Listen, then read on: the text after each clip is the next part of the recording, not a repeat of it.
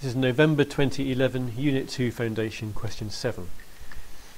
This is the sort of question that lots of people, it just frightens them, they cannot see the answer straight away. And it is really a guessing game. You've got to find 3 different numbers that you can write on these cards that make these things come true. They've got to add up to 60.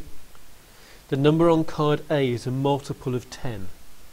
A multiple means it's in the 10 times table. So we do know the A card has to be either 10, 20, 30, 40, 50 or 60.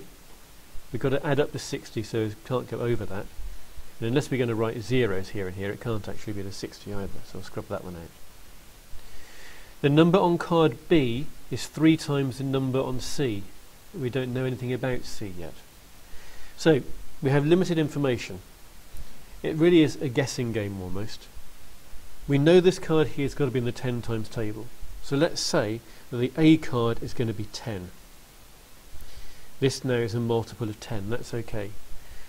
We've got 50 left to get. And the number on card B is 3 times the number on C.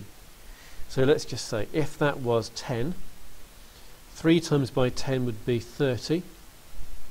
They add up to 10 plus 30 is 40 plus 10 is 50. So that's not big enough.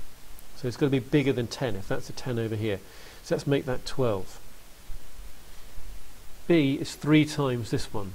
3 lots of 12 is 36. Remember these have got to add up to 50, but if I add those up they make 48. I'm getting close. But this wasn't enough. So if I make that 13, 3 times 13 is 39. These have got to add up to 50 because there's 10 there already. If you add those up, they add up to 52. I've gone over my limit. That means that this can't be a 10. It just doesn't work if that's a 10. So try the next one. Work up to 20. I've ruled out the possibility of that being a 10. Let's have another go. If this is 20 over here, let's pretend this one over here is 10. We don't really know what it is. They've got to add up to 60 altogether, and I've got 20 over here. So these 2 numbers here have to make 40. And the B card is 3 times the C card. Well, if that's 10, that's got to be 30, because that's 3 times by that one. Now if I add those up, well hang on, that does make 40, and that 20, it does make 60. So that's a combination that will work. So if I have 20 there, 30 and 10, that's almost by lucky guessing, but guessing and using some logic and some maths as well, that will work. And I just check, do they add up to 60? Yes they do. Is the number here in A a multiple of 10? Yes it is. Is the number on B 3 times the number over here? Yes it is. So that will work. There's no working out marks at all for this question. You just get 1 mark for each number if they're right. That's all it is for this one. There are other ways of doing it. There's certainly one other way of doing it here. If you tried this number over here being 30, you need another 40 altogether. No, you don't. So you need another 30 altogether. So you're getting 60. So if there's 30 here, these 2 need to make 30 altogether. If I put 10 here, that would have to be 30. And now I've got 70. So 10 is too big.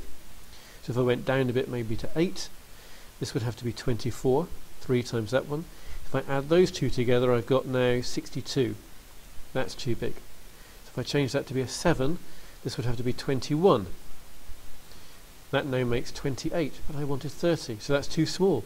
30 just won't work. There are no combinations. And if you keep going, you will find there is another one. If there's a 40 there, a 5 over here, and a 15 in this position, that would also work. But you only have to find one. And if you don't get the answer really quickly, it's a 3-mark question. If you don't get it really quickly, leave it, go and do the rest of the paper, and come back and do it at the end. These questions are really guessing and using a bit of logic to help you.